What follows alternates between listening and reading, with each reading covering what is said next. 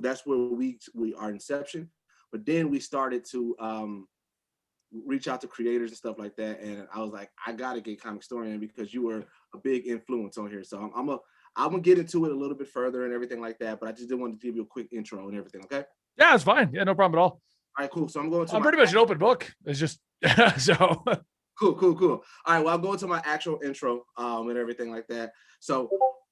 All right. Welcome back to the Geekset podcast, the only podcast that blend hip hop culture and geek culture together. I'm your boy Deuces in the building, and this is 101 with Deuces, the place where I speak with creators, curators, and people that you should know. And right now, man, if you are a fan of our podcast or watched any of our videos, you have heard me say this name multiple times. We finally got the man, the myth, the legend himself, Benny, aka Comicstorian. How are you doing, man?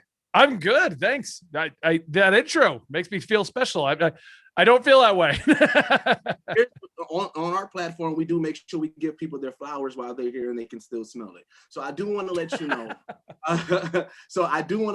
That you have been a big influence on me, specifically on the podcast, and I kind of introduced my fellow podcast mates to it. So there's two ways I got into your podcast, into what you do, not just your podcast, but you as Comicstorian, just in general, like reading back comic books in a dramatic fashion, that was the natural draw, right? So yes, where I naturally, having these conversations with different creators and just people of the culture, when they say, I often hear, oh man, I want to get back into comic books, but I don't got the time to sit down and read. And even on the app, I don't have that time.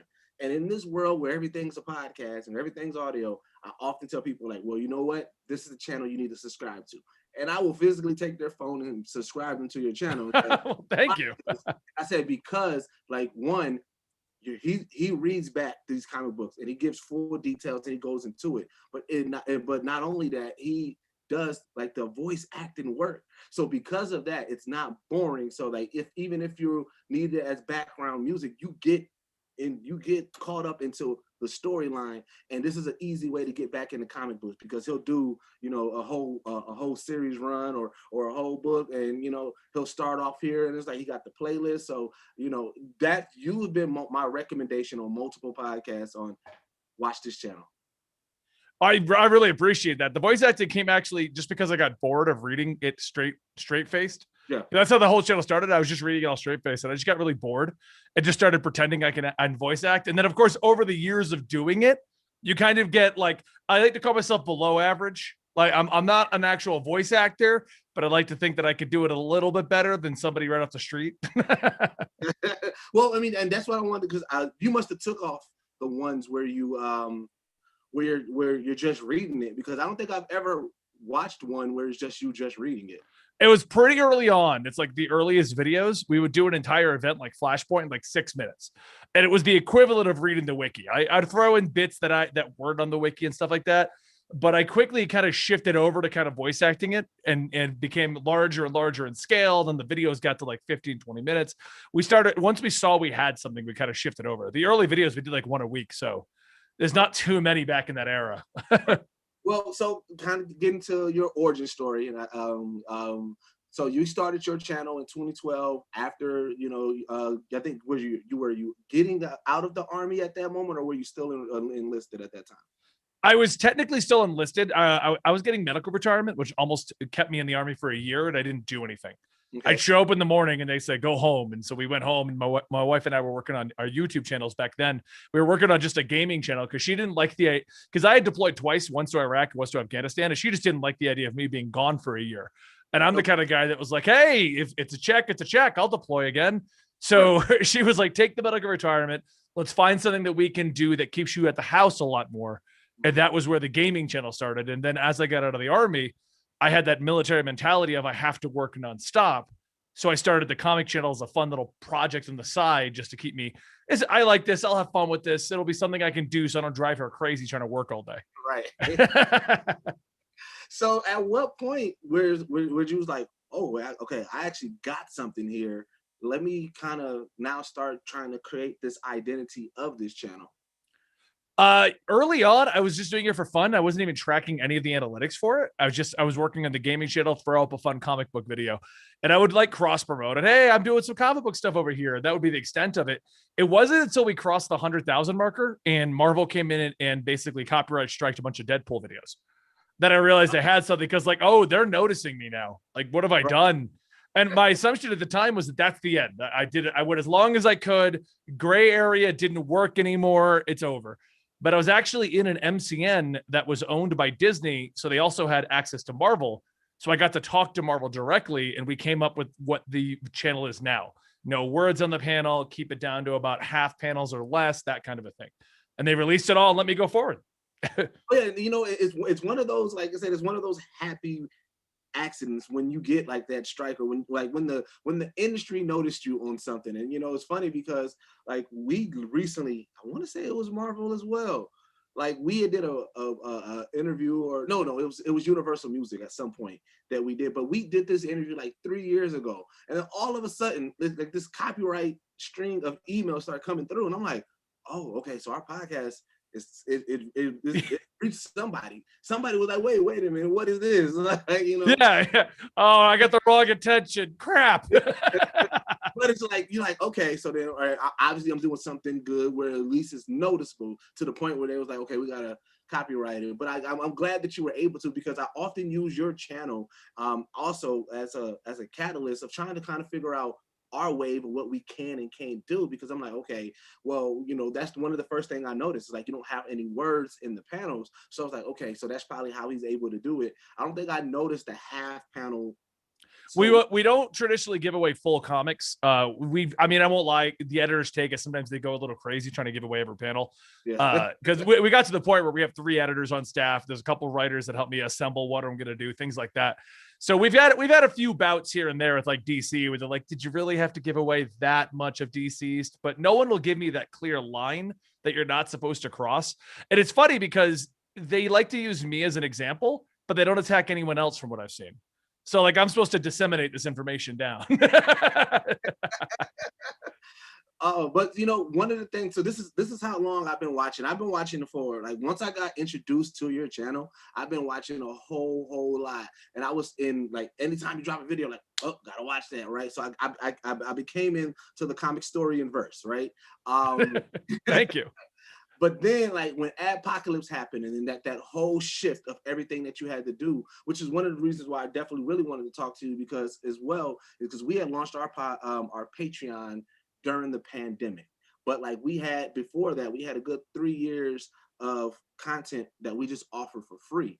So I had purchased the Patreon in like 2019, but one of the big things that I was wavering, I'm like, okay, how do I transition this to a paywall, you know, or what can we into that, right? But like, I saw how I'm like, okay, Comicstorian, which in my eyes is this huge, you know, channel. I know that, you know, there's other channels that you aspire, or that you know, compete with in your mind, but like, from my standpoint, I'm like, okay, Comicstorian is this big, you know, this big platform, but he's also going through the Adpocalypse, trying to figure it out, and now he's trying to, you know, change over to that crowdsourcing and everything like that nature. During that time, like, I guess, what was your mindset at that time when you were trying to determine the Patreon route and everything like that? Patreon's always been a weird one for me, because I've always felt weird directly asking money for what I do. It's just always been kind of a weird thing for me. So I never was able to figure out Patreon properly. The reason we officially decided to start doing Patreon is we'd gotten big enough where, like, if I were to shut down today, I can pay the mortgage off the residuals. That's that. Like, I'm not going to be living pretty, but my staff is what I cared about, because like, I can shut down today, I'll be okay. My staff won't be okay. And then I feel bad because I got guys that dropped out of college, even though I told them not to, guys who dropped out of like nice careers, even though I told them not to, because this channel and what we built was doing well. So I was like, I got to figure out some way to kind of create some form of income that will support the business, not Benny. Right. And so when we did Patreon, the best we've tried out different things. Every year I feel like we try something new with Patreon. And so this year we're doing the whole ad free, and you get to pick on what videos are coming to the channel. Because after the most recent rigmarole on YouTube, I just decided I'm just going to make whatever I want. And if people want to watch it, cool. And if they don't want to watch it, cool. And if YouTube wants watch time, I'll just make long videos. Problem solved. But that was also one of the things that I was like, oh man, you know what? Much respects to Benny, because when you was telling, like, you did a couple of videos where you were kind of just explaining the state of Comicstorian, and that was a constant that you were saying. You were saying, like, it's not necessarily just Benny, what I'm going to do. I have this staff that I created, and I think at that time, I think you only had like probably like 5 or 6 people, but it was still people that you were saying, like, this is like these people right now, because we're getting these monetization dings or whatever the case may be, and we're missing out on that revenue. I need to find a way to keep this going, you know, at this high level of quality that we have. Yeah. And in order for me to do it, it takes this team. So I need to figure out a way to feed this team. And I thought that was so respectable, because it was saying, like, though you are the face of the channel, like, you didn't diminish everybody that put in the work with it as well. Yeah, and that's something I've always tried to do. Like, when we first started making the team, I was more adamant of, like, I had one guy come in, he's like, oh, I'm helping you make this. I'm like, I made this. But as the years have gone on, like, when I brought the team in at like 100,000, we just crossed 2.5 million. So from 100,000 to this, there's been a team that has made Comicstorian what it is, allows us to maintain daily videos, allows us to do double up videos, maintain like 5 different podcasts and side channels and Patreons. There's no way I could do all of it at this point.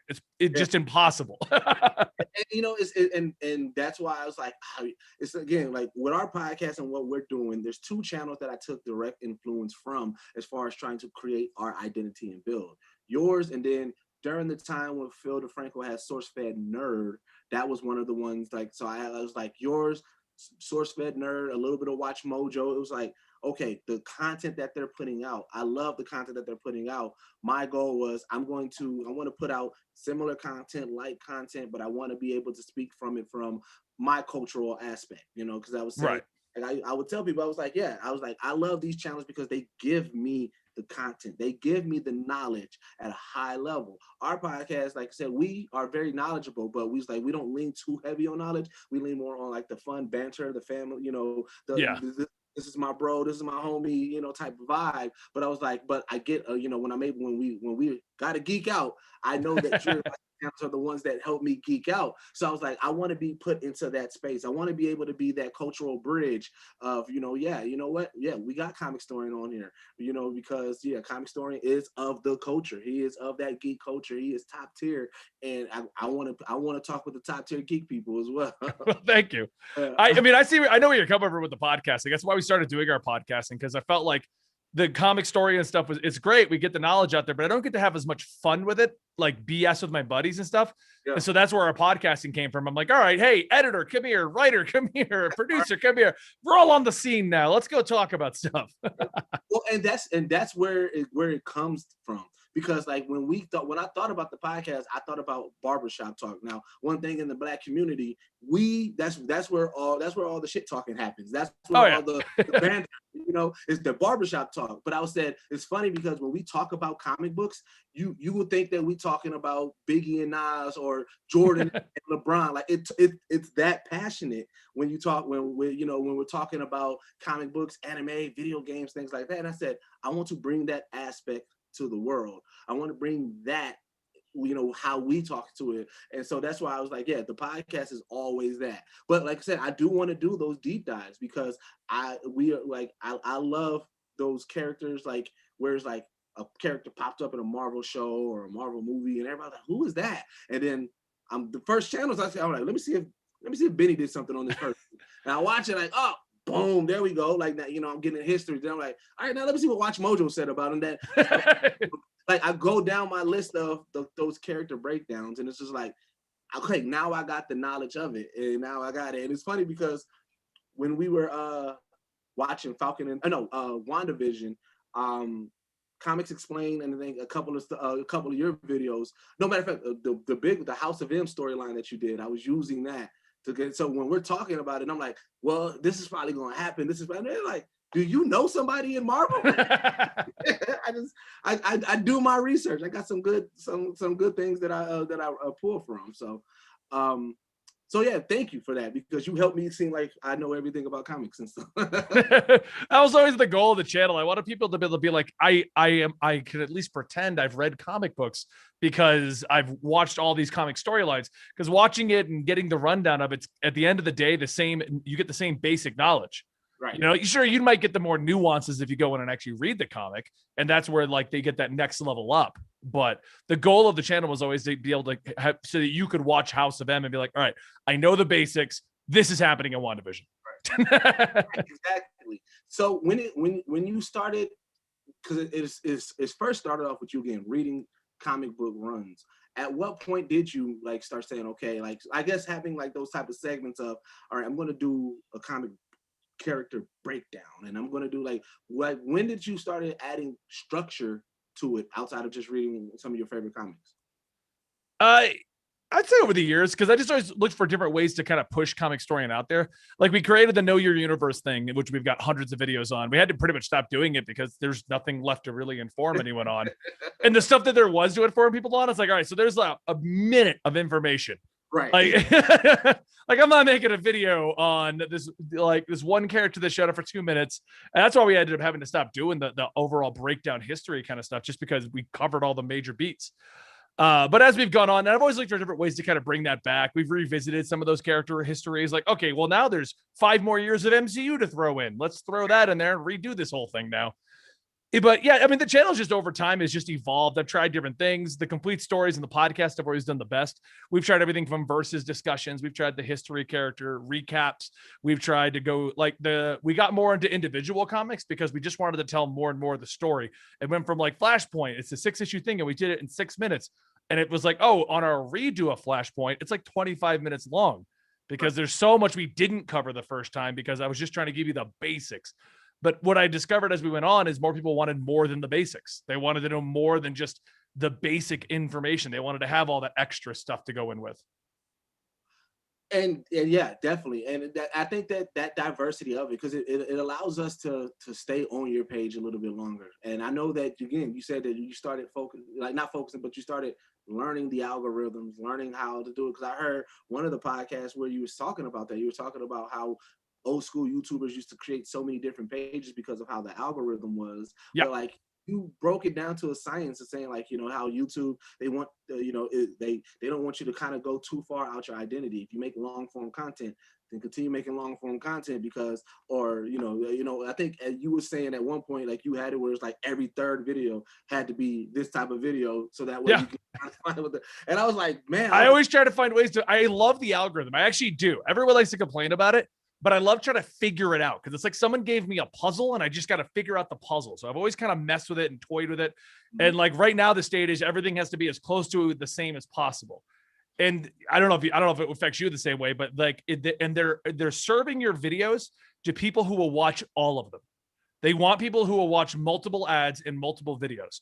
So like for my channel, the latest videos, they're getting lower views, but the people who are watching it are like the better viewers because they're watching all 35 minutes, every ad, everything we put into it. And for me, it's allowed me to have a lot more fun because I'm like, the algorithm looks bad, but is actually working good for once. Let's enjoy it until they break it again. Right.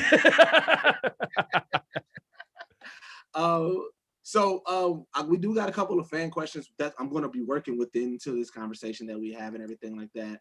One of the questions that I did get, and it was just kind of like it came from my daughter for one. So like your content, kids love your content as well too. Just want to let you know. I try to keep everything PG-13. Early on, I would swear and make it like, because I got out of the army, man. So it's like I got that mouth.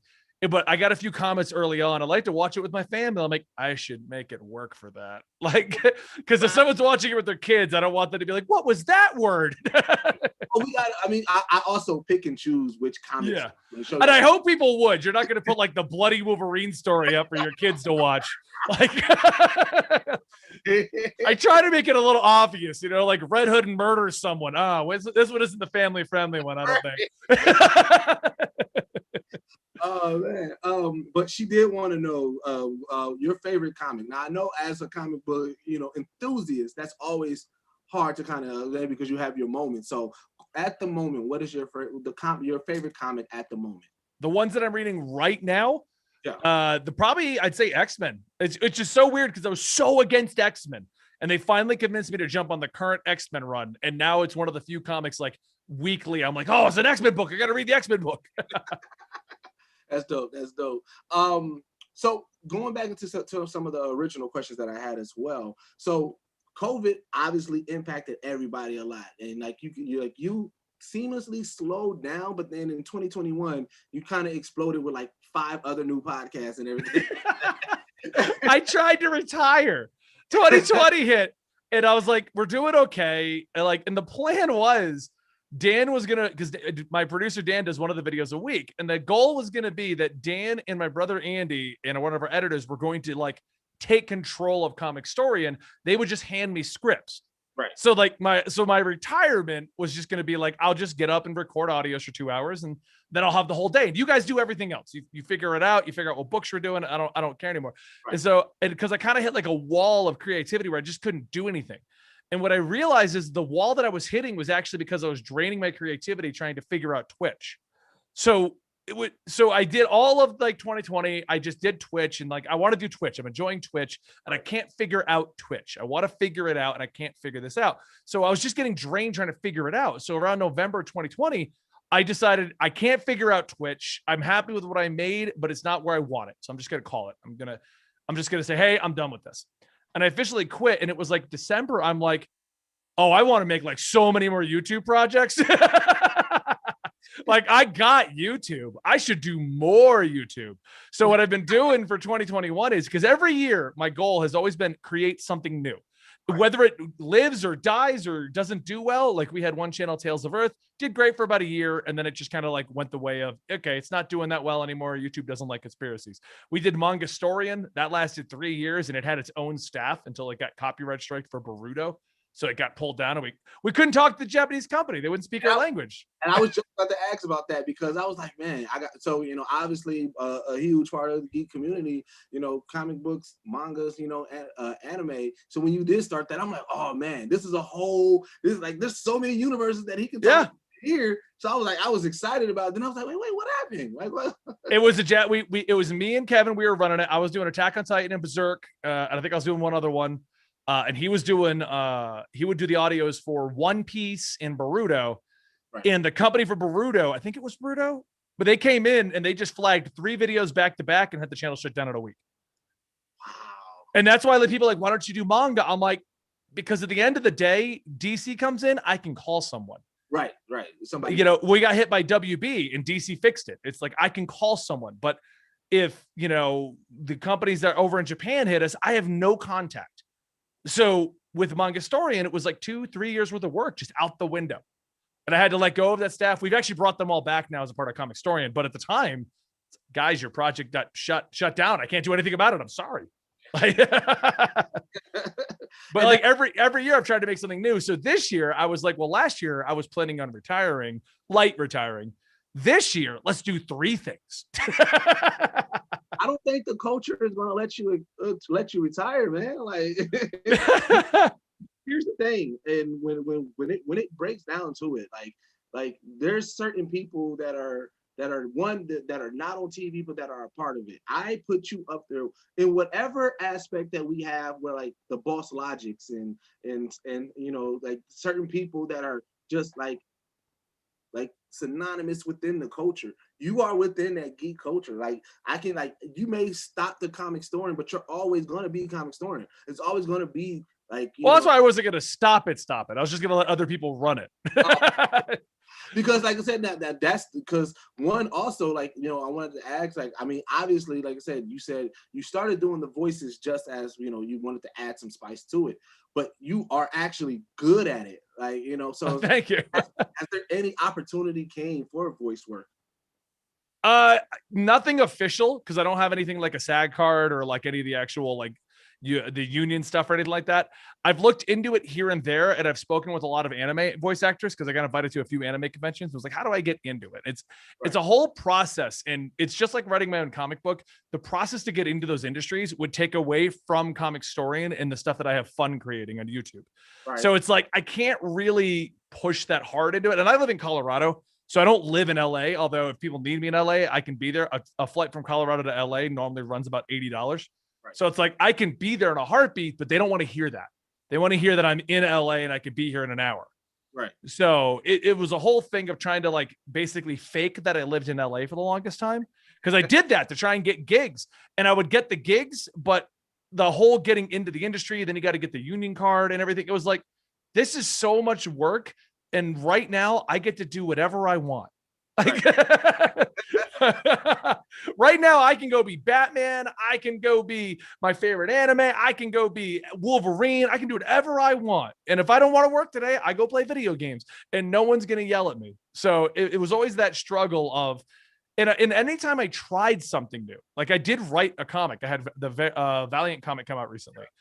That would take 2 weeks of Comicstorian having to shut down so I could focus on this other project properly. Okay. So it was always that thing. And as we got more staff, it became less of a feasibility for me to be like, all right, no one's getting paid for March because I want to go do voice acting. Right. Well, I mean, you just got to train somebody else on your staff to like, hey, all right, I want you to get into your voice bag. So like start practicing your characters and everything. Cause I think that your staff, like, yeah, you have your animators, you have the people that kind of help to run.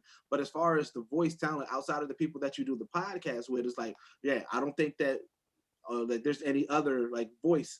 You know, we've attempted it before just because I wanted to do more videos. I mean, the more videos, the better the channel does. It's always the answer to everything. So I always wanted to do more videos, and I do tax my voice. Like I don't burn out mentally. I'm here, but eventually my voice just gives out, and it's like, okay, good thing we got a backlog because I need to go drink tea for 3 days.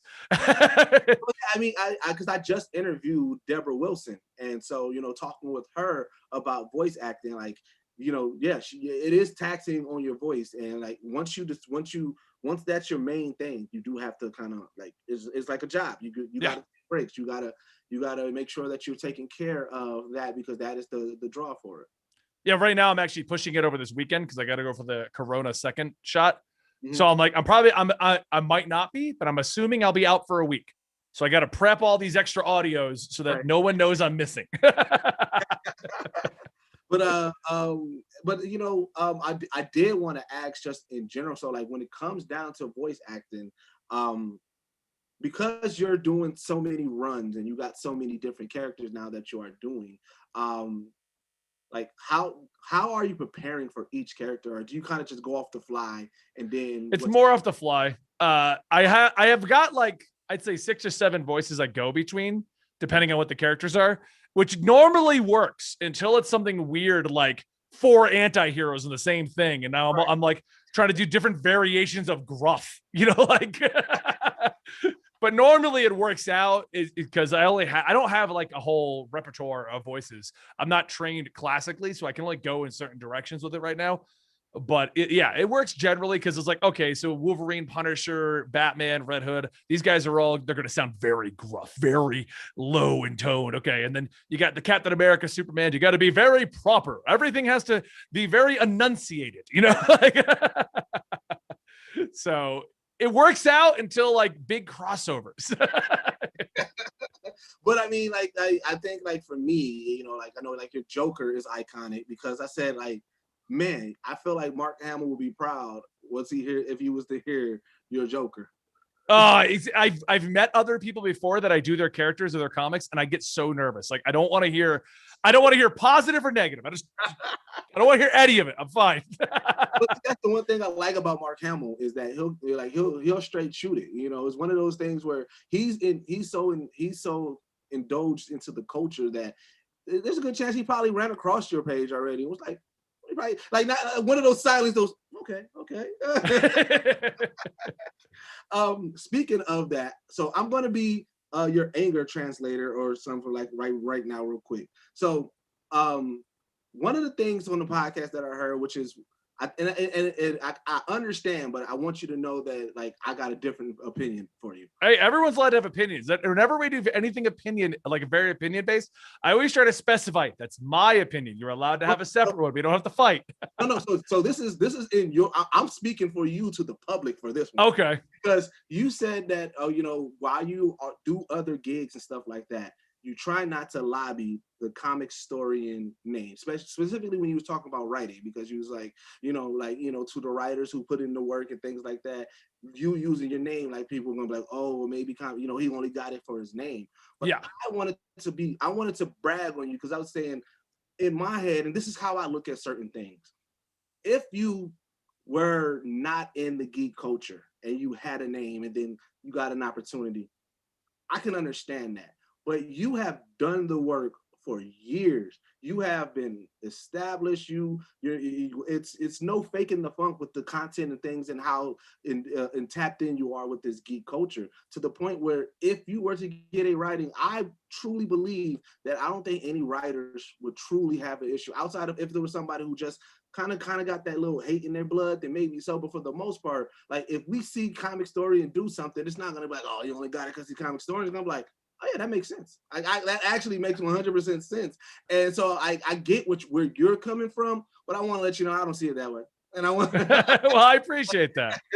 I try not to attach the Comicstorian name to too many things because I don't want things to, like the new channels that we're working on, the gaming channel that is like news gaming with my buddies, and then we have the TV show movie trailer channel. I didn't want them to be associated with Comicstorian because I wanted to see, can they grow on their own?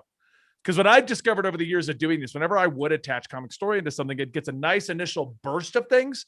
And then the real fans of whatever that project is, they're the ones that stick around. Yeah. And then that's like low or high. Like I have the channel that was Eligible Monster and I renamed it to Comicstorian Gaming. And it almost has like 200,000 subs.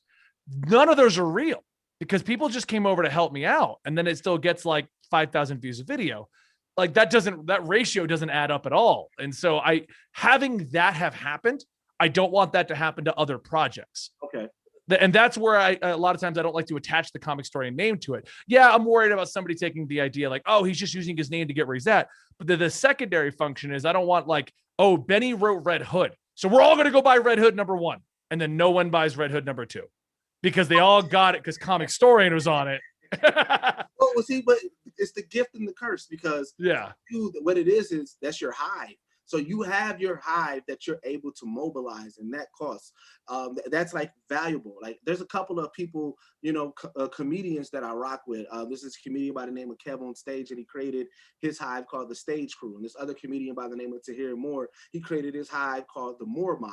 And pretty much what he does is anything that he's a part of, he does a call of action to them. So yes, he's going to have people that's just going to follow him or them wherever they're at on their channel. But then that grows, and what it is that you're building that community. So not only does you as Comicstorian or Benny or have that high, but now the community within it. So like one of the reasons I tried this live chat, I'm a part of some of those communities, and what happens is that people now they want to kind of get in on the inside joke. They want to get in on the community because we're in the chat, watching the thing, but we're also in the YouTube chat commenting. We have inside jokes with each other. People kind of feel it. So it's like now anybody who like, oh, I know Comicstorian, they just kind of watch in and they're watching the interview. They're looking at the chat. They're like, oh, what is this? Oh, I got to come in more. And now that's how you're seeing that high build. So it's like, I get like what you're saying. Like you don't want to, especially if you're only on the first episode or something, but then you're not having anything else to do with the rest of the channel. But like, I think that like mobilizing your hive, that is something that is like a lot of creators can't do. A lot of creators don't have that privilege of being able to say, well, I mean, yeah, they came because of me. Because now you have a fan base that you can count on, that you can also, to promoters and say like, okay, well, here's what I can guarantee. I can guarantee that my hive is going to follow me here and everything like that. So yeah, man, like I get what you're saying, but I do want to let you know, like don't sleep on your hive, man. You got some people. Well, I'm not. I just like with the new channels, for example, I'm trying to test if they can float on their own before I do the promotion. Like we fully intend on doing the actual like, hey guys, I'm on these projects. We've been doing it for a couple of months. There's a whole community over there. Come and join the community, That's how I'm trying that tactic with 2021 to see if I can make it the okay, like absolutely Marvel and DC. It's on its own. It's got its own fans. It's got its own stuff. Cool. Now, Comicstorian fans, if you wanted to know why you don't see me reviewing the Snyder Cut, I did. It's over here. Come check it out. You know. And also, so this is kind of backtracking a little bit. When did you realize that your voice was as epic as it was? Because here's the thing: you have a voice that's recognizable without even seeing you. One, you built your voice on your channel for the most part without you being on camera. But it's like you have one of those voices that are easily recognizable at any given time. Yeah, it's actually a problem at conventions. If we're trying to get somewhere, I'm not supposed to talk. They'll be like, we got to get across the floor. Don't say anything, Benny. We're going. Have you caused, because I feel like, yeah, you would cause a ruckus at a convention. I've never had like the mob situation happen unless it's like a planned signing, in which case I'm normally like, there's like a wall between me and like everyone. I have had like a line start forming up because I started talking randomly at a couple conventions. I would just be flipping through like back issues and I'd be talking to a buddy and people start wanting to get photos and signatures and it slowly starts to form. So we just kind of leave before it gets too bad. Like, all right, well, we got to go. I can imagine you're on the floor, like actually a comic book shopping and you're talking to one of the retailers like, oh yeah, man, this happened when this, you turn around. There's this whole crowd just sitting there like, yeah, we've had it a few, or like the fans that'll be standing there and they don't know where to place the voice, but they're like, I know you're somebody I listen to. That one I get a lot too. But no, actually it was back when I was 15. I realized that my voice was kind of like I could do things with it because I worked at GameStop back when it was Funko Land, and I would answer the phone, thank you for calling GameStop. Here's where you can pre-order blah blah blah blah, and come on by and do this. And everyone assumed I was an automated voice thing. I was about to say that you sound like the automated, like the movie. Yeah. Like if you want to watch Batman, press it. And every time someone would say it, like I got like a big head about it. So the next one would be like, thank you for calling GameStop. I'd like lean into it. Now you got to do a string of just like fake videos. Have your animators do just like some automated like prank videos or something. Yeah. But no, so speaking of the work that you did, so your Bloodshot comic story that you like, just in general, like the inception of it and everything, that was a crazy story. You mind kind of retelling like how it was forgot about, then you brought it back up, and then they was like, oh yeah, and then let's try to push this. Well, I mean, that's basically it. I wrote it back in 3-4 years ago now, because I brought up that I was interested in getting into writing. This is back when I was looking at doing voice acting or writing. I was trying to see what's the thing after YouTube I'm going to do. So I wanted to get into some of these other industries. And Valiant was like, well, if you want to test the waters, how about writing a backup? So you can see what it's like, see if you enjoy it. And I had a blast with it. I took 2 weeks off of work. We sent it back and forth for the longest time. Then once we had the script down, we sent it to the artist. I went back and forth with the artist. And the whole process was great. I loved it. And then the book just disappeared. And it kind of gave me like that salty attitude of like, I know this can happen, but it's my first book. Right. I'm done. Like, I ain't doing this no more.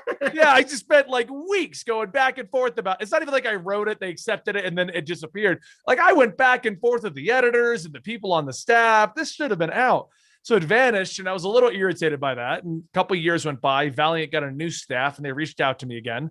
And they just wanted to talk about covering Valiant. And I said, yeah, I have no problems doing it. I just got to figure out how to do it because indie books never do well on the channel. And so we we were talking back and forth, and I realized, because the biggest problem I have with the podcasting, Comics Experiment has been going on for so long. I have problems coming up with topics that we haven't done. Right. So I was trying to think of topics, and I'm like, oh, well, what if I talked about the time I wrote a comic? We could do that for one episode.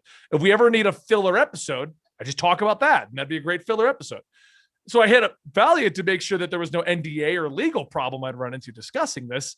And they were surprised. They were like, wait, you wrote a comic for us? I'm like, yeah, I wrote it a few years ago. I won't talk bad about you. I explained the situation. Like I was a little irritated, but I was like, I know that staff changed hands and everything. So no bad on you. I'll just talk about the overall experience. And they were like, well, hold on. Let us get back to you. And they waited like a month and a half. It was so irritating because I'm like, I just need a yes or a no. Right. I didn't even think that they were going to try to publish it. And that's what I got back. Well, how do you feel if we were to publish it? Would you be okay with that? No, I don't want you to publish the comic that I wrote. Like, but you know what? I just imagine that moment because when you wrote it, I mean, Comicstorian was building. So 3 years have passed. you're bigger now. So somebody probably said, hey man, so we got this book that Comicstorian wrote that we didn't even do nothing with. Somebody was like, wait, what? Book with Comicstorian? Like, I just imagine that conversation. Like, yeah, wait, what? Like, all right, like he just want to talk about it. Like, hold up. Like they probably had to like stop everything. Like, wait, hold on, let's figure this out. Like, what's going on? And then see, like, this is a completed thing that we did nothing with. Like, it was colored and everything. I had all the emails and the prints, and I was going to show it. That's what I was asking permission to do. Show unpublished work from Valiant. I was like, just let me show the comic. No big deal. But that's like, it's funny because it's like, man, I could have been a villain, but now like you guys wrote me back in because like it left the salty taste in your mouth. So it's like I mean, obviously, like you said, you wasn't going to bash them, but it was like, man, you could have went that route. Like you could have went that route. Comicstorian versus them. Like it could have been a whole thing. Oh yeah, it definitely could have gone that route. And because I mean, I won't lie, I've done it, and many YouTubers do it. We do we'll just do what we want to do and take the punishment later. After it's gotten all the views and they get mad, then I'll take the punishment. No big deal. Now, quick question, because I always ask as a creator, because we're trying to cross over to there where we can focus on just doing content, like our content, because we're established of also, artists, musicians, and everything like that, and the podcast and the YouTube page. So we kind of want to get where we're now crowd sourcing as well. So it's trying to get to an aspect of, all right, we can finally quit our 9-to-5s and we can focus on just our content. When was that turnover for you? Like, I mean, obviously coming out the military, you were doing this as something that just like a hobby, but then at what point did it turn to a business where like you didn't have to work a regular 9-to-5 and you can do this?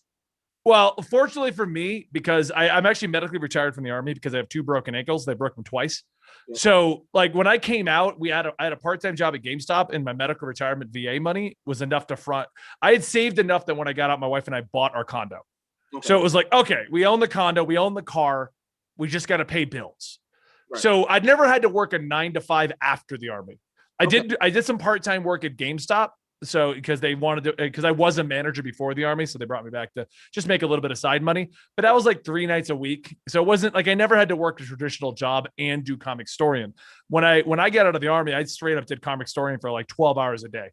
So like that whole first year, I just didn't have a life because we moved out of the military to Colorado. I had no friends, no hobbies. I had 2 broken ankles that the Army told me were going to get to the point where I couldn't do anything with them. So I just spent all day working on the channels. That was all I did. I would love that so much, like to have that. I mean, I know it's tedious, but I would love to be able to have that focus on that, because I think that that's where a lot of YouTubers and just in general content creators get to a point. It's like, okay, well, I still got bills and things like that, so I'm still working that 9-to-5. And you often hear those people who have those stories like, hey man, channel started doing good, but the money wasn't coming in, so I'm working at here. People like, hey, they stopping in my line and everything. Like I was interviewing King Vader. And when I was talking with him, he was saying that he was working at, I think he said a Taco Bell, and he was like, people would come in, take pictures with him and everything like that, to the point where he was like, all right, I gotta stop now because I can't work here and try to focus on my job and people coming in trying to take pictures of me and everything. So it's like, but then that was a scary moment for him, because he was saying like the channel wasn't making as much money as the views that you're seeing these views thinking that the money's coming in, and the money was not coming in like that. But it was like, I'm always interested in that change happen for certain people. Well, I mean, when I got out of the Army, I had been doing it while in the Army for that so I worked in the Army from probably about the normal 9-to-5. We did like part-time stuff at the ending. And then I had that year where the Army pretty much paid me the normal income up until getting out. And I would go to the Army and kind of work until basically go home at 9, anywhere between 9-to-5, depending when they wanted me to go back. Because when you're on medical retirement from the Army, the whole philosophy is you can't do anything, because the state you are when you start the medical retirement is the state you have to be in when you get out. And it takes like a year.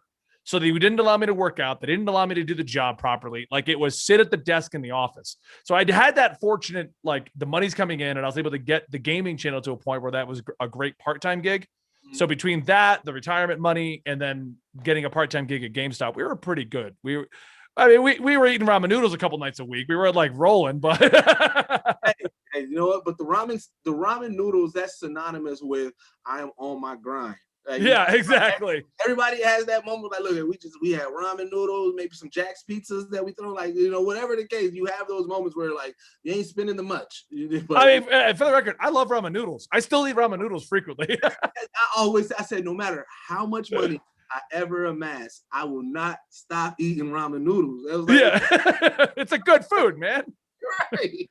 Like you grow up on it and everything like that. So all right, so in this we do also have 2 different segments that we're going to do. So I want to kind of get for you, when it comes down to now being in this content creator space and everything, top 5 creators that you either watch, draw inspiration from, that that or even before that you were looking to kind of like help you get your start or get where you're going. Top 5 influencers, and it could be within any realm. It could be I'd say early on, I took a lot of inspiration from, I don't know if you remember, like the old days, there was those gaming YouTubers, like almost like Angry Video Game Nerd, where they'd turn it into like a skit and try to tell the story of what happened in the game.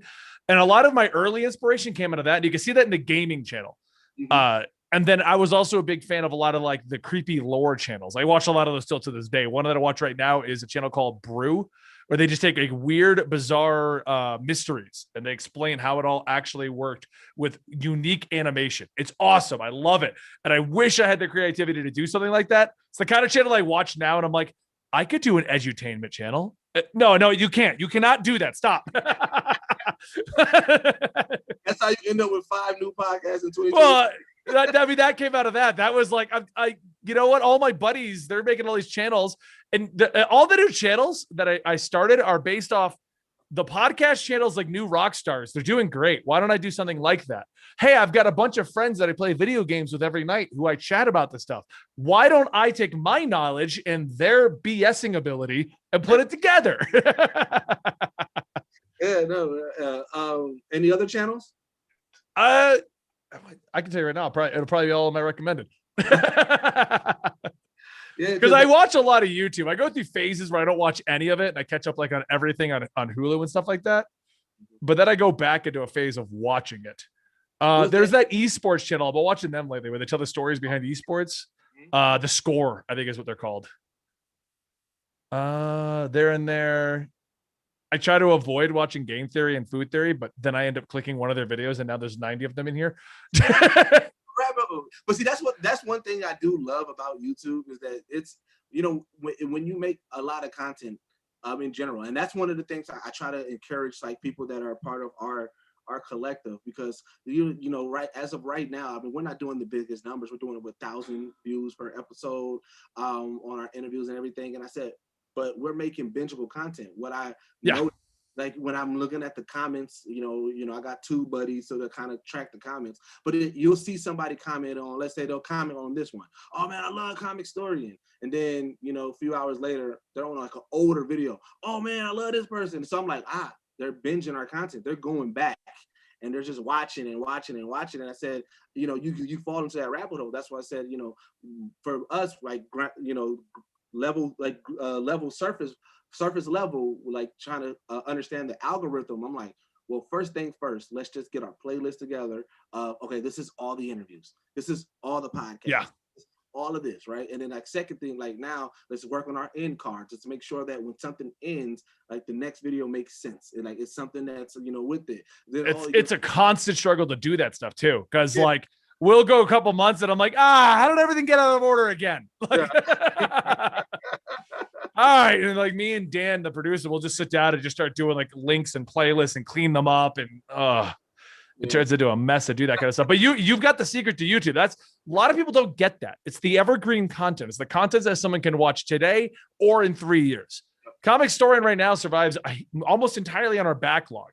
Like our new videos do fine. We get plenty of views and revenue off of that stuff, but it's the backlog, because I have, and I'll just pull it up right now, it's like 3,000 videos on the channel at this point. Yeah. It's just ridiculous. But see, what's funny, and was probably a blessing for your channel, is anytime Marvel or DC does something new, you're like, yes, all right, we're going to get a bump on this. Well, and that's the evergreen. Yeah, that's why it's so beautiful, because they put out Falcon Winter Soldier, and 4 years ago I covered Sam Wilson as Captain America, and now that's doing well again. Right. Did you wrap up the final episode? Yeah, no, yeah, we were at to watch it last night just to make sure we had it in case anyone hit me up. Because I always try to watch stuff like that fast because spoilers are everywhere. Exactly. Same. So we just recorded our podcast yesterday that we're going to put out Tuesday, just to like our recap and everything of the Falcon and Winter Soldier. How did you like the series? I liked it overall. I thought the series was really good. I felt the last episode was just kind of rushed. Like it goes from him opening the box on 5, and it's like, all right, cool. He's going to be in the suit finally. And then he shows up in 6 in it. And he's also jacked beyond belief. Like, what did you do in that montage, man? Montage. You're like huge. The power of the montage, it enhances everything. But yeah, that was my same thing. I said we could have gotten 2 more episodes. Easy. They took a break. They're like, we'll find the villains later. And then between episodes, they found the villains. But there was a couple of things that it was like, wait a minute, that was kind of fast. Like Zemo, like just like his, like we got a good chunk of his, but it's like I wanted to see more Zemo in the mask. Like I wanted a little bit more of that.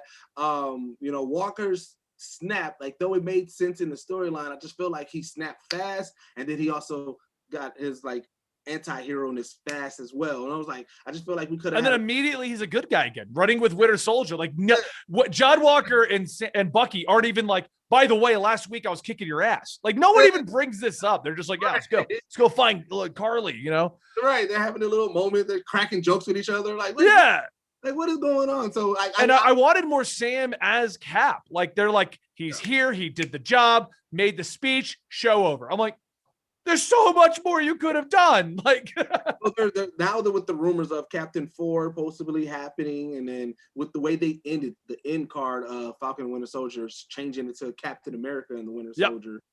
So I'm assuming that that's where we're going.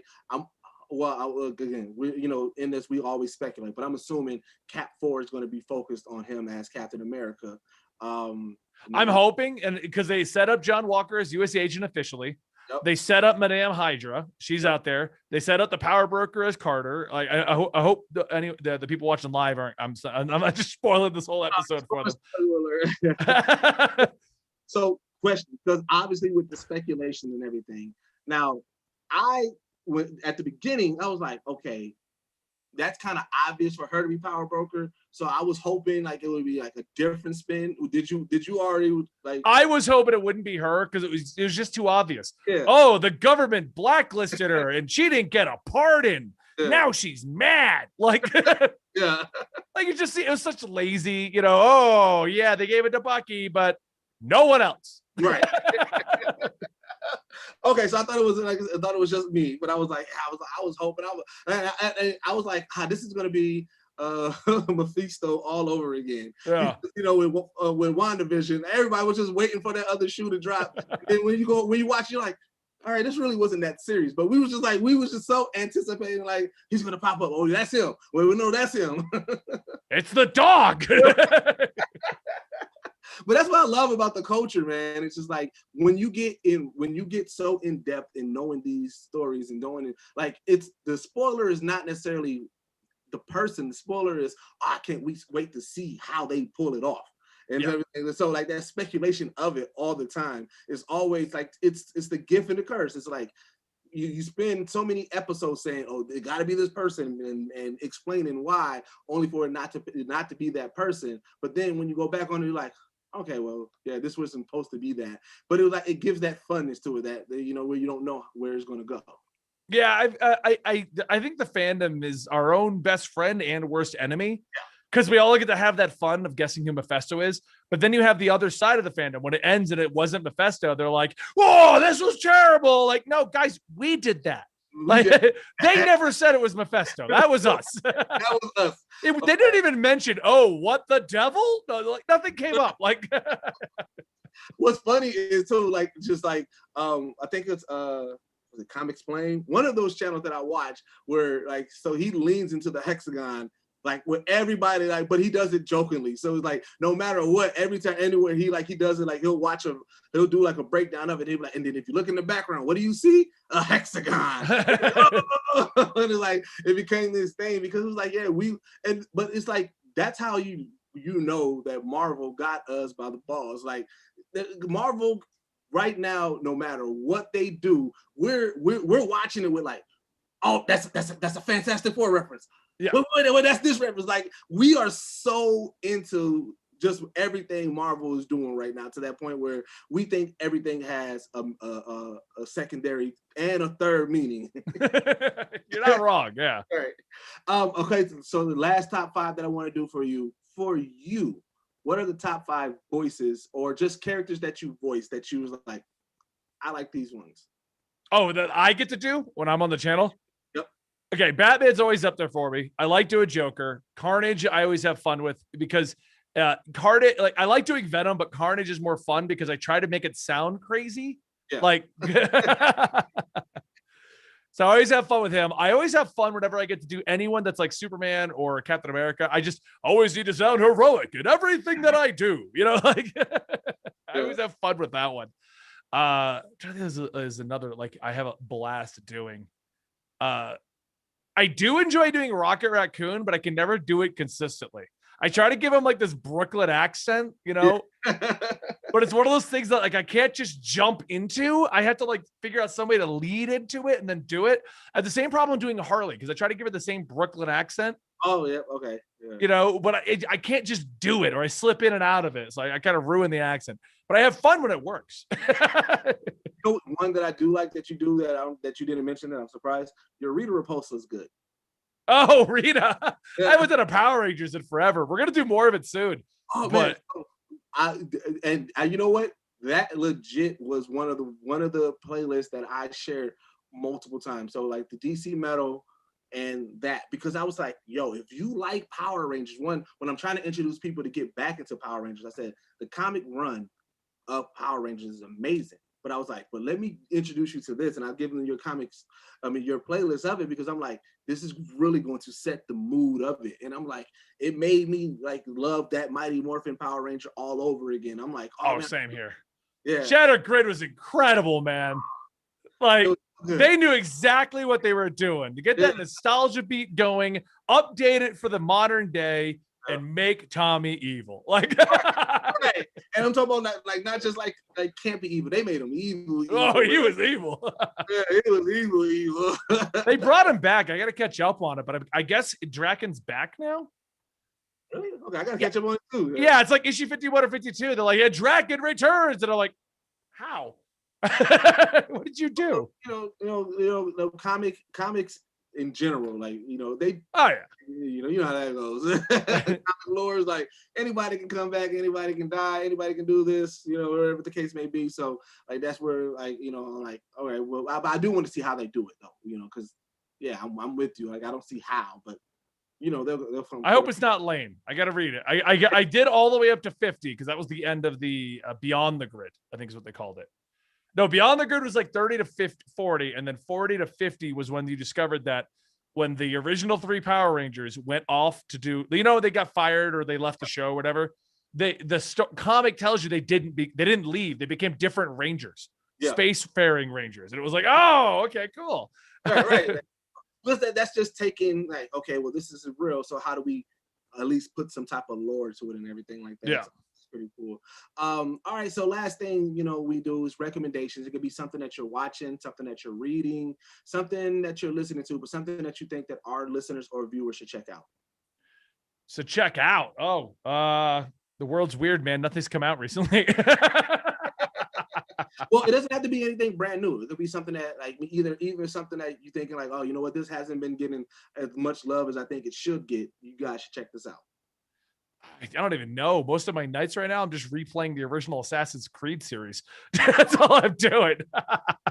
I love the Assassin's Creed series so much, man. I just sat down. I beat Valhalla, and I was like, I'm going to play it from the beginning to the end and just see if any of it makes sense. I think I stopped at Black Flag, and I want to catch back. I want to catch up. So Black Flag was the last one that I played, and so everything after then I'm kind of behind on. But for me, I always tell people there's 5 video game series that I'm going to always buy: the GTA series, the NBA 2K series for me, Assassin's Creed, any of the Arkham series at that time, and I was like, I'm going to get, and then Call of Duty. Those are my 5 guaranteed series that I will always get. Obviously, there's other games that I do generally play, but those series, no matter what, they got me. I was gonna ask you about Call of Duty, but no, I buy it every year, even if I don't like it. Like I don't like Cold War this year. I'm not taking that one at all. there's like there's with Call of Duty, like I said, my favorite sub of it is the Modern Warfare for me. Modern Warfare, no, I like that one too. But yeah, I've bought them all. And there's been some I'm like, all right, whatever. You play it for like 2 weeks with your buddies, and then you're all like, yeah, this was not as good as the last one. So on your gaming channel, what games are y'all playing right now? We got back into Fortnite because of Marvel. Marvel doomed me. They had the whole Fortnite Marvel season, and I was like, oh, this is going to be funny. We're going to make a video of us playing Marvel Fortnite. And now we're like 7 months later, and I'm doing TikTok dances off of it. Like, God damn it, what'd you do to me? I was joking with buddies like a month ago. I'm like, we're doing TikTok dances. I'm like, guys, you realize we stopped doing this ironically, right? Like, we're just doing them now. Right. We've become a parody of the people that we would crack jokes on. And yeah, we are those people now. Like, I'm getting up singing Chicken Wing. Like, come on. All right, man. So what's next for you, man? What are you guys working on over there? Right now, we just decided to we tried out with the format. It was unintentional, but it was just, I got tired of everyone asking for the bonus stuff in Death Metal, King in Black, and Future State. So we tried a format where every week we're doing all the comics that came out the previous week that at least I found interesting. And now we're carrying that over to just doing general comics. Like we just covered like 7 different books. I'm just putting them into one giant video so I can clickbait it with Batman and everyone will watch all the other stuff. So that's pretty much what we're working on. I figured out how to make that function properly. I literally was just telling somebody, I said, what's funny in comic book fandom, there's 2 things that I've seen as the highest. One is that Batman with prep time. No matter what, if you bring that up, that's going to cause a good conversation. Somebody in one of the comic book groups that was in, they had it. It was like Batman seeing Godzilla, and it was like, how much prep time does Batman need for Godzilla? And it started this whole like back and forth, like, oh, what you talking about? Batman can't do this, Batman. I was like, so that's one. And then in the anime culture, Goku. If you the Goku, I'll ask you, Goku or Vegeta? Well, I'm a Vegeta fan. Okay, all right, that's the right answer. However, the way they write it, they always clip him at the knees because I'm like, Vegeta technically he should have been the one that killed Frieza in Resurrection F, but they had to do that whole reverse it and things like that. And I'm like, why? Like y'all could have just let Vegeta have this kill, not Goku. What I like about Vegeta versus Goku, I like Goku. If you're a Dragon Ball fan, you like Goku. But Goku's been the same character since Dragon Ball. Like he hasn't changed ever. He's a terrible dad. Always he's threatening. He threatens to sacrifice everything for one good fight. Vegeta's gone from like evil prince to having a family to being a good dad. Like. So we came up with this joke on the podcast. So you know they have like the toxic masculinity. I said Goku is toxic heroism because he's not a hero, but he is. He saves the world due to his error of I just want to fight. So like, he's toxic because he creates the universe ending thing, and then he has to save the day solely because of him. Like the whole tournament of the whole Dragon Ball Super tournament. That was all him. And even at the end, he still didn't even own up to it. He's like, yeah, I just want to fight. And it's like, dude, everyone's going to die because you want to fight. Are you up on the manga? Not on the manga, no. I finished off Super with Ultra Instinct, and I've kind of left it. I've really fallen off manga in the last year or 2. I got to catch up on Attack on Titan, but apparently I'm not that far behind from what I've been told. The manga on Super is finally doing our boy Vegeta good. I'm not going to spoil anything for you, but our boy Vegeta is getting some good love on there and everything like that. But like that's one of the things. Like if you say Goku will solo anything, just people just hate that. Like, oh yeah, Goku. And like it becomes this whole thing. Like people, like I've seen people. It's funny because people always talk about Dragon Ball Z fans are the worst. No, the people who are against Dragon Ball Z fans has overcame us now, because now we'll be minding our business, not doing anything. Somebody be like, oh yeah, but you know the Powerpuff Girls will kill Goku. Like, Wait, why are you bringing Goku in this? Why are you poking the bear? Like we ain't even talking about nothing. And so like, they have overcome the Dragon Ball fandom. It's more you guys just trying to prove to us and for us to see your way that Goku is not as good as we think we is. Yeah. All right, man. Well, where can my people find you, man? Comicstorian. I mean, that's the easiest way. You just Google Comicstorian. I got the YouTube channel. They got Twitter. We got the Instagram. They all come up. It's all linked there. This has been the One-on-One with Deuces, the only podcast that blend hip-hop culture and geek culture together. I've been your boy Deuces. This has been the amazing, legendary Comicstorian, man, and I do appreciate y'all for tuning